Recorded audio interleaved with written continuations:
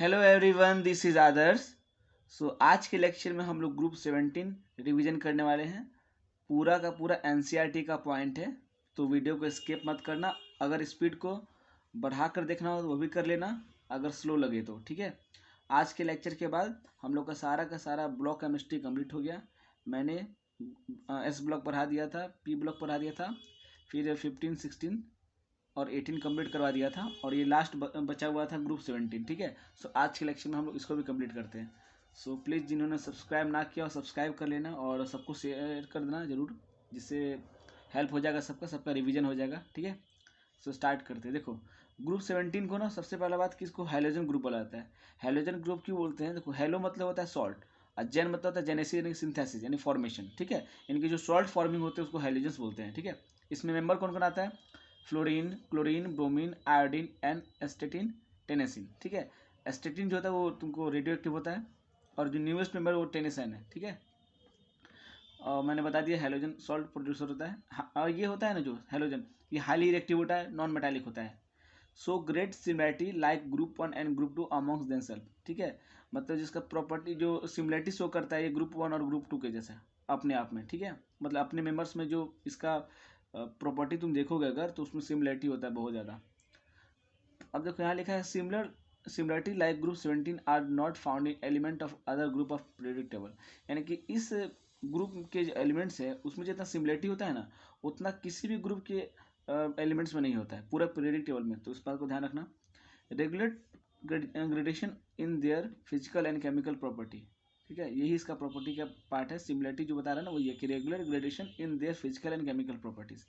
Fluorine is present mainly as insoluble fluorides, जैसे कि फ्लोरस्पर CF2, क्रियोलाइट Na3AlF6, floor apatite जिसको बोलते हैं CA3PO4 का होल ट्वाइस डॉट CF2। सी वाटर में देखोगे तो वहाँ पे क्या होता है? क्लोराइड, ब्रोमाइड और आयोडाइड का आयोडाइड होता है। किसका? सोडियम का, पोटेशियम का, मैग्नीशियम और कैल्शियम का। ठीक है। मेनली NaCl सोल्यूशन प्रेजेंट होता है सी वाटर में। ठीक है। और KCl.MgCl2.6H2 इसको बोलते हैं कार्नालाइट। ठीक है। ध्यान रखना, कार्नालाइट इंपॉर्टेंट है, कभी पूछ सकता है नीट में। इलेक्ट्रॉन गेन एंथैल्पी की बात करोगे, देखो यहाँ पे थोड़ा वेरिएशन होता है। नॉर्मली क्या होना चाहिए कि डाउन द ग्रुप जाने में घटना चाहिए, लेकिन इस केस में क्या होता है यहाँ पे कि क्लोरीन का ज़्यादा होता है, फिर फ्लोरीन का, फिर ब्रोमीन का, फिर आयोडीन का। ठीक है। क्लोरीन का, फिर फ्लोरीन, फिर ब्रोमीन, फिर आयोडीन का। और बॉन्ड डिस्टेंस एंथैल्पी की बात करोगे तो यहाँ होता है क्लोरीन, ब्रोमीन, फ्लोरीन, आयोडीन। ठीक है। यहाँ देख लिए इलेक्ट्रॉन गेन एंथैल्पी के क्लोरीन, फ्लोरीन, ब्रोमीन, आयोडीन, और यहाँ बॉन्ड डिस्टेंस एंथैल्पी में क्लोरीन, ब्रोमीन, फ्लोरीन, आयोडीन। ठीक है। और मेल्टिंग पॉइंट और बॉइलिंग पॉइंट जो होता है वो डाउन द ग्रुप बढ़ता है। हाइड्रोजन जो होता है वो स्मॉलेस्ट होता है। ठीक है। कभी भी देखोगे तुम पीरियोडिक टेबल में, अगर लेफ्ट टू राइट जाओगे तो सबसे छोटा अगर किसी का साइज होता है तो हाइड्रोजन का होता है। ठीक है। क्योंकि उसमें क्या होता है कि मैक्सिमम न्यूक्लियर चार्ज होता है, इफेक्टिव न्यूक्लियर चार्ज मैक्सिमम होता है। और जो जैसे जैसे क्या होगा कि नंबर ऑफ क्वांटम सेल बढ़ता है, जैसे कि होता है, ये पढ़ते हो ना कि 1s2 2s2। 1 जो है तुम क्वांटम सेल है, 1 से 2, 2 से 3 जब जाओगे, यानी कि नंबर ऑफ जब क्वांटम सेल्स बढ़ता है तो एटॉमिक रेडियस किसी का ही बढ़ता है। और इसका टेंडेंसी क्या होता है? देखो, इसके आउटरमोस्ट इलेक्ट्रॉन देखोगे तो 7 होता है। ठीक है ना। वैलेंस इलेक्ट्रॉन 7 होता है। और कोई भी क्या चाहता है कि स्टेबिलिटी लाना। स्टेबिलिटी लाने के लिए इसको एक इलेक्ट्रॉन को गेन करने का रिक्वायरमेंट होता है। ये चाहेगा कि हम गेन करें ना कि लूज करें। इसलिए क्या होता है ना कि इलेक्ट्रॉन लूज करने का टेंडेंसी इसका बहुत ज़्यादा कम होता है। ठीक है ना। बहुत कम होता है। डेट्स वाइज इसका क्या होता है कि जो आयनेशन एंथैल्पी होता है वो बहुत ज़्यादा हाई होता है, निगेटिव होता है। ठीक है ना। याद रखना इसका आयनेशन एंथैल्पी बहुत ज़्यादा हाई होता है तुमको, और इसका जो इलेक्ट्रॉन गेन एंथैल्पी होता है वो निगेटिव होता है, मैक्सिमम निगेटिव होता है। Electron gain enthalpy of fluorine is less than of chlorine. क्यों ऐसा होता है? इलेक्ट्रॉन गेन एंथैल्पी जो होता है, जो यहाँ से हमने पढ़ा यहाँ पे, क्लोरीन का ज़्यादा होता है। क्यों होता है? देखो, एक्चुअल क्या होता है कि जब फ्लोरीन का साइज छोटा होता है ना, उसमें क्या होता है कि जो लोन पेयर्स होते हैं उसके बीच में इंटर इलेक्ट्रॉनिक रिपल्सन्स होते हैं। डेट्स वाई जो इनकमिंग इलेक्ट्रॉन्स होते हैं ना, उसको एक्सपीरियंस उतना अच्छा से नहीं हो पाता है अट्रैक्शन का। इसलिए ज़्यादा क्या होता है कि इलेक्ट्रॉन गेन एंथैल्पी क्लोरीन का ज़्यादा हो जाता है फ्लोरीन के रिस्पेक्ट में। ठीक है। अब आगे देखो, फ्लोरीन और क्लोरीन का प्रॉपर्टी क्या क्या है, फिजिकल प्रॉपर्टी। ये दोनों गैस होता है। ब्रोमीन जो होता है लिक्विड होता है। आयोडीन तुमको सॉलिड होता है। ऑल हेलोजेंस कलर्ड होते हैं। ठीक है। Due to absorption of radiation in visible region which results in excitation of outer electron to higher energy level. Fluorine का कलर तुमको येलो होता है। ठीक है। फ्लोरीन का कलर तुम्हारा येलो होता है। क्लोरीन तुमको ग्रीनिश येलो होता है। ब्रोमीन तुमको रेड होता है, आयोडीन तुमको वायलेट कलर होता है। Due to large electron repulsion among lone pairs in F2 molecules, ठीक है। देखो इसी कारण से क्या होता है, ये जो यहाँ रीजन में लिखा है, due to large electron repulsion among lone pair in F2 molecule bond distribution enthalpy of chlorine is ज़्यादा होता है तुमको फ्लोरीन से, ठीक है। फ्लोरीन एंड क्लोरीन जो होता है वो रिएक्ट करता है वाटर के साथ में। ब्रोमीन आयोडीन तुमको स्प्रिंगली सोल्यूबल होता है वाटर में, लेकिन जानते हो ये बहुत ज़्यादा हाईली सोल्यूबल होता है ऑर्गेनिक सॉल्वेंट में, मतलब स्लाइटली सोल्यूबल होता है, सॉरी स्लाइटली सोल्यूबल होता है तुम ऑर्गेनिक सॉल्वेंट में, such as chloroform, carbon tetrachloride या फिर कार्बन डाइसल्फाइड या हाइड्रोकार्बन्स। और वहाँ पे क्या होगा, तो जब सोल्यूबल होता है ना तो वहाँ पे एक सॉल्यूशन देता है जो कलर्ड होता है, ठीक है। एनसीईआरटी में एग्जाम्पल में 7.15 लिखा हुआ है, जहाँ पे बताया है कि ऑक्सीडाइजिंग एजेंट की अगर बात करोगे तो फ्लोरीन का ज़्यादा होता है क्लोरीन से। क्यों होता है, देखो फ्लोरीन का साइज तुमको बहुत छोटा होता है, सो वहाँ पर अगर देखोगे तो उसका हाइड्रेशन एंथैल्पी बहुत ज़्यादा हाई होता है।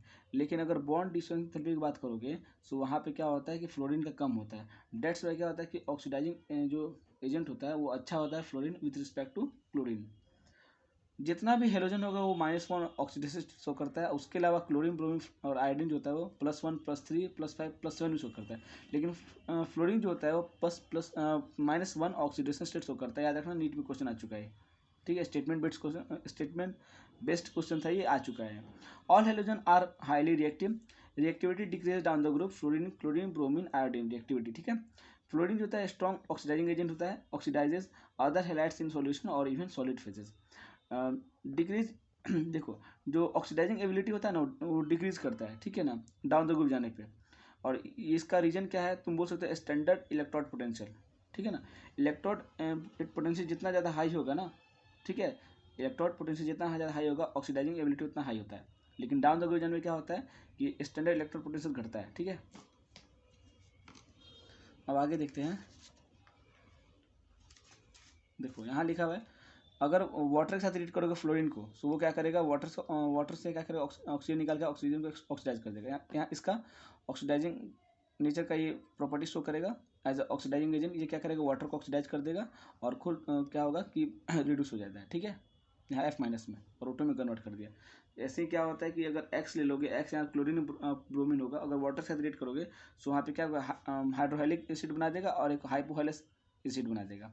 जैसे आयोडीन के साथ थोड़ा उल्टा होता है कि आयोडीन के साथ जब रिएक्ट करोगे वाटर ऑक्सीजन के साथ में तो यहाँ पे खुद ऑक्सीडाइज हो जाता है, उल्टा, ठीक है। तो reaction of iodine with water is non spontaneous. Iodine oxidise by oxygen in acidic medium, just reverse of reaction observe with fluorine. Fluorine क्या करता था, ऑक्सीडाइज करता था, और यहाँ पे क्या होती है, ऑक्सीडाइज खुद हो गया, ठीक है, जस्ट उल्टा हो गया है। और बात करोगे एनोमोलिस बिहेवियर जो होता है फ्लोरीन का क्यों होता है, देखो स्मॉल साइज के कारण, हाईएस्ट इलेक्ट्रोनेगेटिविटी के कारण, लो फ्लोरीन बॉन्ड डिस्ट्रीब्यूशन एंथैल्पी के कारण, और अब्सेंस ऑफ वैकेंट ऑर्बिटल कारण क्या एनोमोलिस बिहेवियर शो करता है, ठीक है। बात करेंगे मोस्ट ऑफ रिएक्शन जो होता है फ्लोरीन का वो एक्सोथर्मिक होता है due to small size and a strong bond form by it with other element. Fluorine forms only one oxo acid while other halogen form a number of oxo acid. HF जो होता है उसको, ठीक है ना, वो लिक्विड होता है due to strong hydrogen bond, और अदर जो भी तुमको हाइड्रोजन हाइड होगा वो गैस होता है नेचर में। और एफिनिटी का बात करोगे हाइड्रोजन के लिए तो फ्लोरीन का सबसे ज़्यादा, फिर क्लोरीन, फिर ब्रोमीन, फिर आयोडीन का होता है। स्टेबिलिटी की बात करोगे हाइड्राइड में तो HF का सबसे ज़्यादा, फिर HCl, फिर HBr, फिर HI। और स्टिक स्ट्रेंथ का वो डाउन द ग्रुप बढ़ता है। क्यों बढ़ता है, क्योंकि जब डाउन द ग्रुप जाएगा तो बॉन्ड लेंथ बढ़ेगा, बॉन्ड लेंथ जब बढ़ेगा तो बॉन्ड डिसोसिएशन एंथैल्पी बहुत ज़्यादा कम हो जाता है, ठीक है। और जितना कम BDE होगा यानी कि बॉन्ड डिसोसिएशन एंथैल्पी होगा उसको तोड़ना इतना ईजी होता है, और जितना ईजिली टूटेगा उतना ईजिली क्या करेगा, H+ को रिलीज करेगा। डेट्स बाय एसिडिक स्ट्रेंथ ज़्यादा होता है यहाँ पे, ठीक है। Hydrogen halides dissolve in water to form hydrohalic acid, ठीक है, यही वाला है हाइड्रोहेलिक एसिड वाला। जैसे हाइड्रोजन फ्लड हो गया, इस सबको अगर डिजॉल्व करोगे तो हाइड्रोहेलिक एसिड देता है। अगर मेल्टिंग पॉइंट और बॉइलिंग पॉइंट की बात करोगे तो देखो यहाँ पे क्या होता है कि बॉइलिंग पॉइंट में तुमको यहाँ पे हाइड्रोजन बॉन्डिंग डोमिनेट करता है, डेट्स वाई HF सबसे ज़्यादा होता है। वैसे नॉर्मली मेल्टिंग पॉइंट और boiling point down the group बढ़ता है, ठीक है। ऑक्सीजन वाले फैमिली में देखो या यहाँ भी देखो हाइड्राइड के गैस में, बस यहाँ पे डिफरेंस क्या, वहाँ डिफरेंस क्या था कि वहाँ पे हर जगह हाइड्रोजन बॉन्डिंग के कारण तुमको H2O का ज़्यादा होता था, और वहाँ यहाँ भी लगभग सेम केस है। बस याद रखना कि मेल्टिंग पॉइंट में HI का ज़्यादा होगा, बाकी तुमको वही ऑर्डर फॉलो करना है। बस देखो HI आगे होगा या फिर HF आगे होगा, बाकी HCl HBr का पोजीशन वही रहेगा, ठीक है, याद रखना। अब क्या होता है ना कि फ्लोरीन जो होता है ना वो दो टाइप का तुमको ऑक्साइड बनाता है, एक OF2 और एक O2F2 बनाता है। और जो O2F2 होता है ना तुमको वो थर्मली स्टेबल होता है, बस ओनली यही कैसा फ्लोराइड है तुमको ठीक है ना, जो तुमको क्या होता है कि थर्मली स्टेबल होता है 298 केल्विन पे, ठीक है, इस चीज़ को ध्यान रखना। और ये बहुत अच्छा फ्लोरेटिक एजेंट भी होता है। देखो OF2 and O2F2 are essentially oxygen fluoride because of higher electronegativity of fluorine than oxygen. OF2 and O2F2 are strong fluorinating agent, ठीक है। और ये O2F2 क्या करता है, ऑक्सीडाइज करता है प्लूटोनियम को PuF6 में। और यही जो रिएक्शन होता है यूज किया जाता है तुमको, जब प्लूटोनियम को जब निकाला जाता है तुमको स्पेंड न्यूक्लियर फ्यूल से, तो उसको हम लोग PuF6 के फॉर्म में निकालते हैं, इसी प्रोसेस का यूज करके, इसी रिएक्शन का यूज करके। अब आगे है लिखा हुआ कि stability of oxides form by halogen, iodine का सबसे ज़्यादा, फिर क्लोरीन, फिर ब्रोमीन का होता है। देखो यहाँ पूरा उल्टा ऑर्डर है, याद रखना, आयोडीन, क्लोरीन, ब्रोमीन है। Higher oxide of halogen tends to be more stable than the lower ones, यानी कि अगर हायर ऑक्सीडेशन स्टेट में रहेगा ना कोई भी हेलोजन, तो उसका स्टेबिलिटी ज़्यादा होता है। इससे क्लोरीन का ऑक्साइड की बात करूँ तो Cl2O, ClO2, Cl2O6, Cl2O7 show करता है, और हाईली रिएक्टिव होता है, ऑक्सीडाइजिंग एजेंट, और टेंड होता है इसका क्या कि एक्सप्लोड कर जाएगा। और जो ClO2 होता है ना, उसको हम लोग यूज करते हैं as a bleaching agent for paper, pulp and textile and in water treatment, ठीक है। ब्रोमीन का ऑक्साइड का बात करोगे तो वो होता है तुमको Br2O, BrO2, BrO3, और ये सबसे लीस्ट स्टेबल होता है, ठीक है ना। और ये बस तुमको मेनली एग्जिस्ट करता है तुमको लो टेम्परेचर पर, बहुत ज़्यादा पावरफुल ऑक्सीडाइजिंग एजेंट होता है। आयोडीन की बात करोगे तो I2O4, I2O5, I2O7, और इनसोल्युबल सॉलिड होगा ये सारा का सारा, इसको जब हीट करोगे तो डिकम्पोज हो जाता है। और I2O5 जो होता है ना, वो वेरी गुड तुमको ऑक्सीडाइजिंग एजेंट होता है। I2O5 जो होता है यूज किया था इन एस्टिमेशन ऑफ कार्बन मोनोऑक्साइड, ठीक है। जैसे मैग्नीशियम के साथ रीड करोगे ब्रोमीन को तो मैग्नीशियम डाइब्रोमाइड बनता है MgBr2। अब आयनिक रिएक्टर की बात करोगे तो MF का सबसे ज़्यादा, फिर MCl, MBr, Mi का होता है, ठीक है। हैलाइड जो भी होता है ना हायर ऑक्सीडेशन स्टेट में, उसका कोवेलेंट कैरेक्टर ज़्यादा होता है with respect to lower oxidation state वाला जो हैलाइड्स होगा। जैसे SnCl4 का देखोगे तो SnCl2 से ज़्यादा, PbCl4 का देखोगे तो PbCl2 से ज़्यादा, SbCl5 का देखोगे तो SbCl3 से ज़्यादा, UF6 का देखोगे तो UF4 से ज़्यादा होता है कोवेलेंट कैरेक्टर, ठीक है। क्लोरीन को ना 1774 में तुमको स्किल नाम के एक साइंटिस्ट ने ढूंढा था, ठीक है ना। अब ये बनता है कैसे, देखो, जब कॉन्सेंट्रेटेड HCl को जब MnO2 के साथ जब रिएक्ट करोगे ना, तो वहाँ पे MnCl2 + Cl2 + H2O बनता है, ठीक है।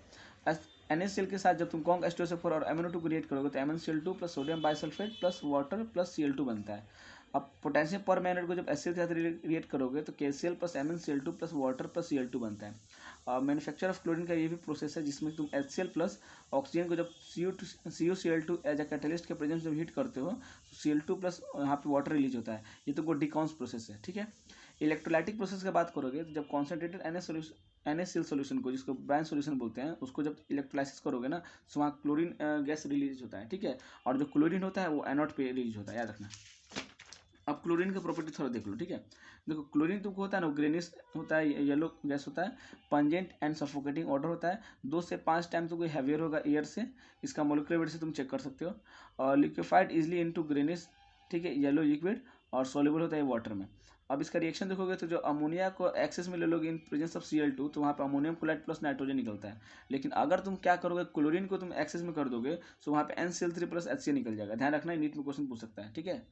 अब देखो, जब एल्यूमिनियम को तुम क्लोरीन के साथ रिएक्ट करोगे तो AlCl3, सोडियम को क्लोरीन के साथ करोगे तो NaCl, Fe को Cl के साथ करोगे तो FeCl3, यहाँ पे फॉस्फोरस को करोगे Cl2 के साथ तो PCl3, सल्फर को करोगे तो क्लोरीन के साथ में H2Cl2, हाइड्रोजन को करोगे Cl के साथ में तो HCl बन जाएगा, H2S को जब क्लोरीन के साथ करोगे तो HCl + सल्फर, और यहाँ पे देखो C10H16 को करोगे क्लोरीन के प्रेजेंस में तो यहाँ पे HCl + कार्बन निकल जाता है, ठीक है।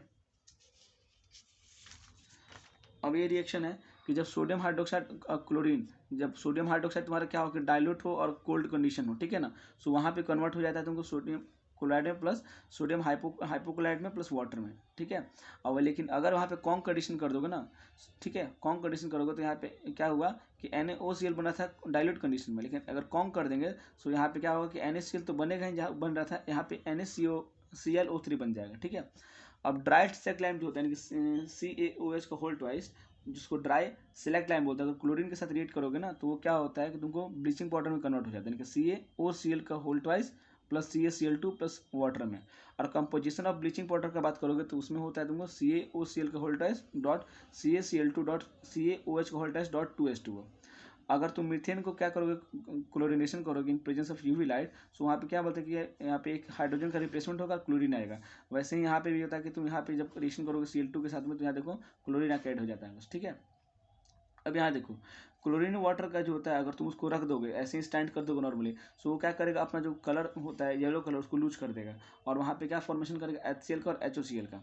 और HOCl को क्या बोलते हैं, हाइपोक्लोरस एसिड, और जो नेसेंट ऑक्सीजन देता है, और यही नेसेंट ऑक्सीजन क्या होता है कि ऑक्सीडाइजिंग प्रॉपर्टी शो करता है, ठीक है। अब देखो यहाँ लिखा हुआ है कि नेसेंट ऑक्सीजन होता है which is responsible for oxidising and bleaching property of chlorine. अब यहाँ क्या करो, देखो FeSO4 है प्लस H2SO4, क्लोरीन लाओगे तो Fe2SO4 का whole plus HCl as oxidising agent क्या किया, यहाँ पे ऑक्सीडाइज कर दिया इसको, ठीक है। वही देखो सोडियम सल्फेट है, ठीक है। यहाँ पे क्लोरीन को जब रिएक्ट करोगे इन प्रेजेंस ऑफ वाटर तो Na2SO4 बना दिया। देखो यहाँ पे +4 में था, +6 में चला गया, ठीक है। अब यहाँ SO2 था, जब इसको रिएक्ट करोगे Cl2 के साथ में तो यहाँ H2SO4, यहाँ +4 से +6 चला गया। और जब आयोडीन के साथ रिएक्ट करोगे तो यहाँ देखो, यहाँ पे क्या जीरो स्टेट में था, अब यहाँ देखो +5 में चला गया, ठीक है। सो पावरफुल ऑक्सीडाइजिंग एजेंट होता है। और जो क्लोरीन होता है पावरफुल ब्लीचिंग एजेंट भी होता है। ब्लीचिंग एजेंट क्या कहाँ से आता है, ड्यू टू ऑक्सीडेशन। जैसे यहाँ देखो Cl2 प्लस जब वाटर लाओगे तो HCl प्लस ऑक्सीजन, यही जो नेसेंट ऑक्सीजन है ना, वही क्या करता है कि जब कलर सब्सटेंस के साथ उसको लाओगे तो एज ऑक्सीडाइजिंग एजेंट होता है, दूसरे को ऑक्सीडाइज करके उसका कलर गायब कर देगा, ठीक है। क्लोरीन कहाँ करते हैं, देखो ऐसे यूज बहुत सारा है, लेकिन मैंने बस यहाँ लिखा है क्या कि एक्सट्रैक्शन ऑफ गोल्ड एंड प्लेटिन, ऐसे तुमको यूज कर सकते हो इसको, तुम प्योरिफिकेशन में यूज कर सकते हो, स्टेलाइजेशन ऑफ वाटर में कर सकते हो, ऐसे में, ठीक है ना। अगर बात करते हैं HCl गैस का, ठीक है। HCl जो होता है ना, वो एक साइंटिस्ट था ग्लोबर, वही उसको बनाया था 1647 में, जब हिट किया था वो कॉमन सॉल्ट को कॉन्क H2SO4 के साथ में। जैसे यहाँ देखो NaCl को जब कॉन्क H2SO4 के साथ जब लैब में हिट किया था, तो वहाँ सोडियम बाइसल्फेट प्लस HCl बना था। और सोडियम बाइसल्फेट को जब सोडियम क्लोराइड के साथ रिएक्ट करोगे तो वहाँ पे सोडियम सल्फेट प्लस HCl बन जाता है।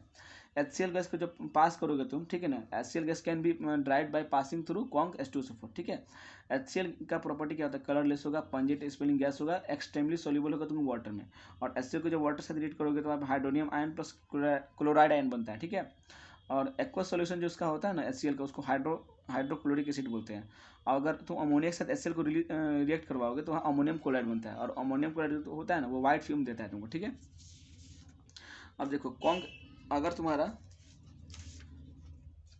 कॉन्क HCl हो और HNO3, उसको एक्वा रिजिया बोलते हैं कब, जब तुम HCl तुमको जो होगा वो 3 और HNO3 तुमको 1 के रेशियो में होगा। और जो एक्वा रिजिया होता है ना, उसका प्रॉपर्टी क्या होता है, वो तुमको नोबल गैस को भी तुमको क्या कर सकता है, वो डिजोल्व कर सकता है, जैसे कि गोल्ड और प्लेटिनम को। अब ये रिएक्शन ध्यान रखना बहुत इंपॉर्टेंट है मेरे अकॉर्डिंग। जब गोल्ड को तुम क्या करोगे, Cl माइनस H प्लस और NO3 माइनस के प्रेजेंस में, यानी कि एक्वा रिजिया, देखो एक्वा रिजिया ही यहाँ से हटा दोगे H प्लस तो NO3 माइनस हो जाएगा, H हटा दोगे Cl माइनस हो जाएगा, H प्लस यहाँ पे आएगा, ठीक है। सो गोल्ड को जब एक्वा रिजिया में रिएक्ट करोगे तो AuCl4 माइनस बनता है, NO बनता है और H2 निकलता है।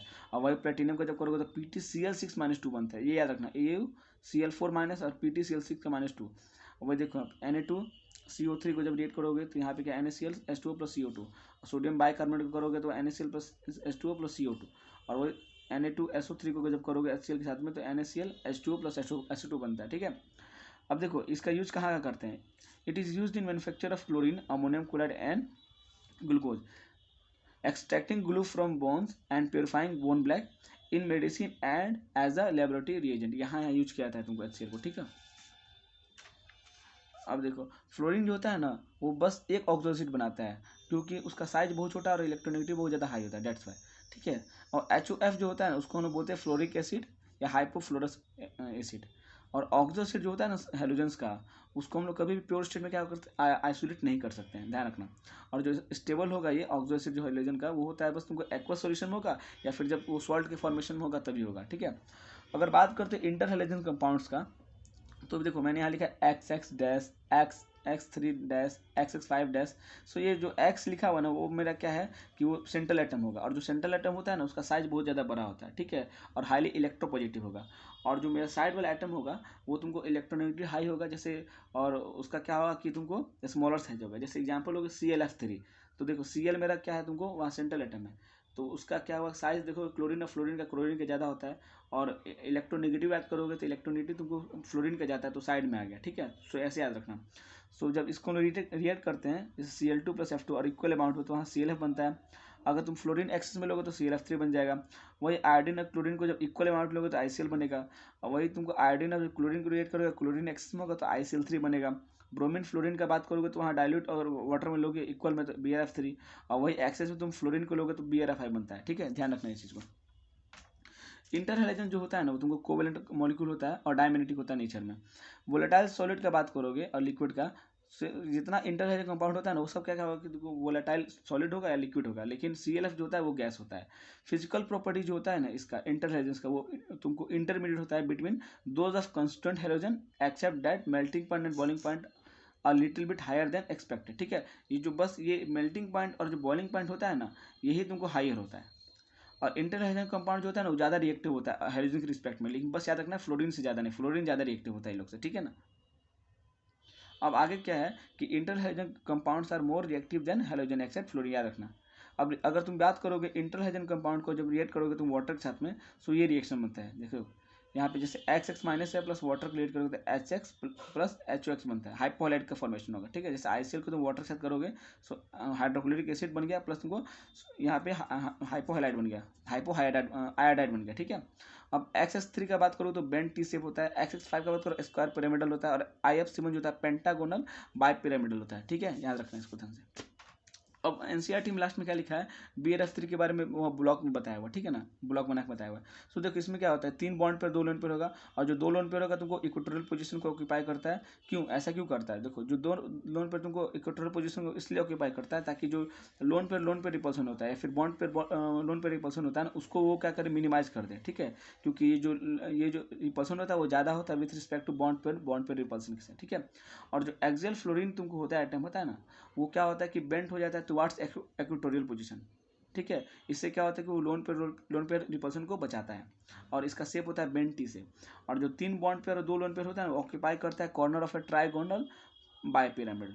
इंटर हाइड्रोजन कंपाउंड जो होता है ना वो बहुत ज़्यादा तुमको हेल्पफुल होता है, और तुमको एज अ तुमको फ्लोरिनेटिंग एजेंट यूज करते हैं हम लोग। सो वही लिखा है, inter hydrogen compounds are very useful fluorinating agents.